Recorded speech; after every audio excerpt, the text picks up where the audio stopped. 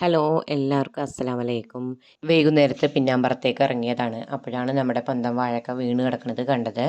അപ്പോൾ നമുക്ക് ഈ വാഴക്ക ഒന്ന് വെട്ടി വൃത്തിയാക്കി എടുക്കണം.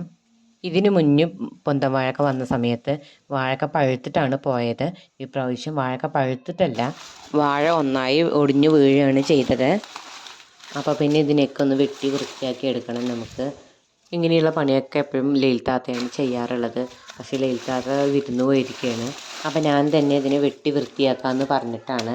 വെട്ടാനൊന്നും അറിയില്ലെങ്കിലും കുഴപ്പമില്ല, എങ്ങനെയെങ്കിലുമൊക്കെ വെട്ടി അതിനെയൊക്കെ വൃത്തിയാക്കി എടുക്കാമെന്ന് വെച്ചിട്ടാണ്. ഇപ്രാവശ്യത്തെ എല്ലാ വാഴകളും ഇതേപോലെ കുലച്ച് ഒരു പകുതി മൂപ്പാകുമ്പോഴേക്കും ഒടിഞ്ഞു വീഴാണ്.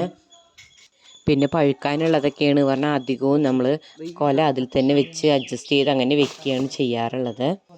ഇത് പിന്നെ നമുക്ക് കറി വയ്ക്കാനും ബജ്ജി ഉണ്ടാക്കാനൊക്കെ പറ്റുന്നതുകൊണ്ട് എളുപ്പം തന്നെ ഇതിന് വെട്ടിയെടുത്തതാണ്.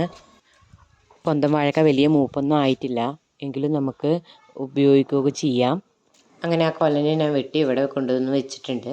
ഇനി നമുക്ക് ആ വാഴയൊക്കെ ഒന്ന് വെട്ടി വൃത്തിയാക്കി എടുക്കണം. പിന്നെ ഇതിനകത്തുള്ള ഉണ്ണിത്തണ്ട് നമുക്ക് എടുക്കണം.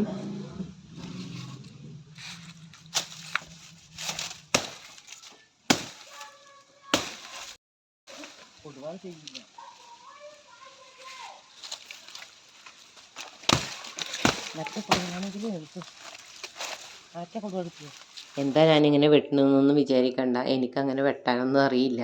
പക്ഷെ എനിക്കറിയാവുന്ന പോലെ രീതിയിലൊക്കെ ഞാൻ അതിനെയൊക്കെ വെട്ടി വൃത്തിയാക്കി എടുക്കുകയാണ്.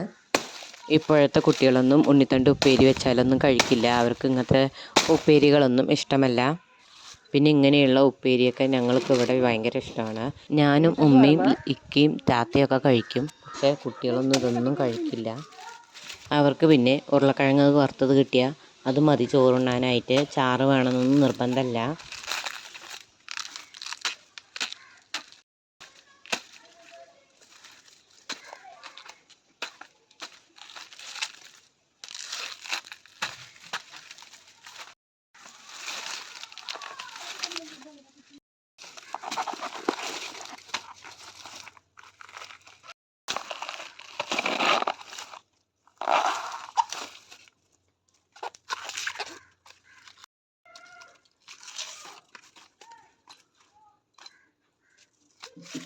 അങ്ങനെ അതിൻ്റെ ഉണ്ണിത്തണ്ടൊക്കെ ഞാൻ വെട്ടിയെടുത്തിട്ടുണ്ട്.